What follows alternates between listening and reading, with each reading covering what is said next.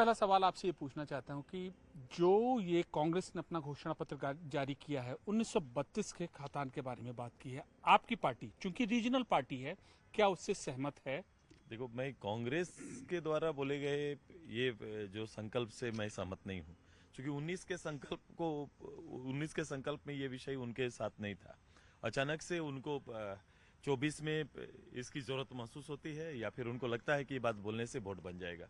कांग्रेस हमेशा झूठ की रचनाएं करती रहती है यहाँ पर, और उसी रचना का एक हिस्सा है, और यहाँ की जनमानस अब इस बात को ओरिजिनल समझ गई स्टैंड है। क्या है इस मुद्दे पर आपकी पार्टी हमारा का? बड़ा स्पष्ट है, और शुरू से रीजनल बेस्ड पार्टी है। मैं हमेशा चाहता हूँ, और हम लोगों ने हमेशा कहा है कि रीजनल बेस्ड पार्टी यहाँ के मूल लोगों को यहाँ की नौकरियों में, यहाँ के अन्य सुविधाओं में इनको जगह मिलनी चाहिए, उनकी अलग पहचान मिलनी चाहिए। और हम लोग इस अंतिम सर्वे सेटलमेंट को इसको जगह मानते हैं। पूरे प्रदेश में एक साथ सर्वे हुआ भी नहीं था, वो आंकड़ा ही उनका, और इस तरह बोलना ही गलत है। अलग अलग जगह में अलग अलग समय में सर्वे हुआ है, तो जिस जिले में जब भी सर्वे हुआ है वहाँ उसको आधार बना के अंतिम, इसीलिए हम लोग बोलते हैं अंतिम सर्वे सेटलमेंट को उस जिले में आधार बना के वहाँ इसकी प्राथमिकता सुनिश्चित करनी चाहिए। सुदेश जी, अब एक आदिवासियों का बहुत बड़ा मुद्दा आ रहा है कि आदिवासियों की जमीन हड़पी जा रही है, और इसके अलावा ये भी आ रहा है कि आदिवासी जो बाहुल्य इलाके हैं, जनसंख्या अनुपात वहां पे बदल रहा है, तो उस पर क्या कहना चाहेंगे? अगर इस तरह से कहीं से भी सवाल उठ रहे हैं तो इसको बड़ा गौर से देखना चाहिए कि अगर उनकी ज़मीन हड़पी जा रही है, उनके साथ और कई तरह के जातियों पर सवाल उठ रहा है, तो ऐसी विषय है तो निश्चित रूप से गौर करना चाहिए। राज्य के अंदर में सभी को उसकी मौलिकता का, उसके धन संपदा का संरक्षण सरकार का ही तो काम है। किस हद तक ये जो मुद्दा है ये अब बहुत इंपॉर्टेंट रोल प्ले करेगा?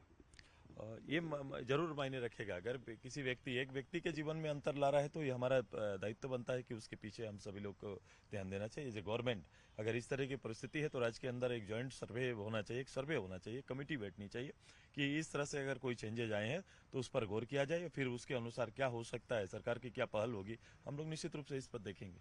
एनडीए का एकमात्र मुस्लिम उम्मीदवार आपकी पार्टी से है, पांकुड़ से वो खड़े हो रहे हैं, तो ऐसे में आप क्या मानते हैं कि जो मुस्लिम जो उम्मीदवार है, क्या एनडीए से उनको उचित प्रतिनिधित्व मिला है या और मिलना चाहिए था?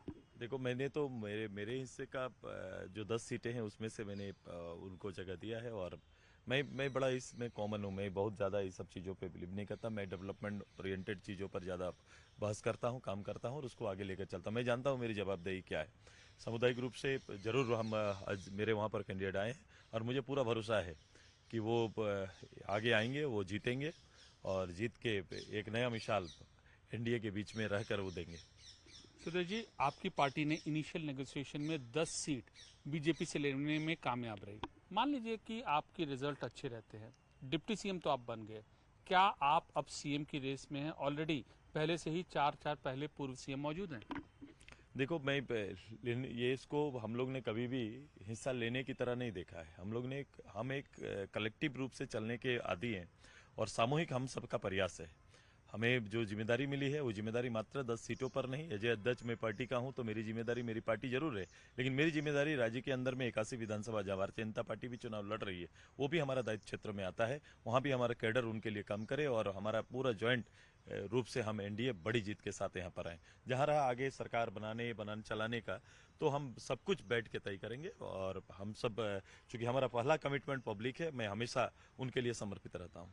सुरेश जी, अंतिम सवाल, सबसे बड़ा मुद्दा इस बार झारखंड के विधानसभा चुनाव में क्या है? बेरोजगारी और दगाबाजी, ये सबसे बड़ा मुद्दा है। झारखंड के नौजवानों का भविष्य के साथ इस गवर्नमेंट ने खिलवाड़ किया है। 5 साल तक लगातार गवर्नमेंट के क्रिएटिव जो वर्क होने चाहिए थे, जो जगह नौजवानों के लिए सुरक्षित होने चाहिए थे, आरक्षित होने चाहिए थे, वहाँ भी लोगों ने रोजगार के अवसर तैयार नहीं किए। सरकारी नौकरियों में भी जो सुरक्षित नौकरियां हैं, वहाँ भी इन्होंने सही रूप से एक भी एग्जाम पूरा नहीं किया, और उसी का परिणाम है कि आज नौजवान 5 साल, जो आज का सबसे बड़ा नुकसान किसी का हुआ, तो नौजवानों को भविष्य का हुआ है। एक क्वेश्चन बड़ा ऑब्वियस है, अंतिम सवाल भी है ये, सरकार अगर बनती है तो उचित सम्मान की आस आप लगाए बैठे हैं? मैं अभी यही इसी का जवाब आपको दे चुका हूँ। मैं आपके मेरे पूरे इस इतना लंबा हेड में आप देखेंगे, मैं हमेशा कोई एक निश्चय के साथ कि मुझे ये जगह जाना है ऐसा करके नहीं जाता। मुझे मेरा काम बड़ा प्रिय है। मैं सोचता हूँ कि राजनीति में मेरा आना, मेरा उदय होना, इस राज्य के आंदोलन में मेरी भागीदारी, मैं दोनों को क्लब करता हूँ कि मैं इस स्टेट के लिए अगर लड़ा, यहाँ के लोगों ने इस स्टेट के लिए कुर्बानी दी है, शहादत दी है, तो वो कुर्बानी वाला स्टेट को किस रूप से होना चाहिए। अगर दुनिया ये देखती है कि ये सबसे ज्यादा खान संपदा का प्रदेश है, जहां पर बहुत सारे डेवलपमेंट की संभावनाएं हैं, वो प्रदेश कहाँ होना चाहिए, उस लक्ष्य के साथ हमेशा मैं काम करता हूँ।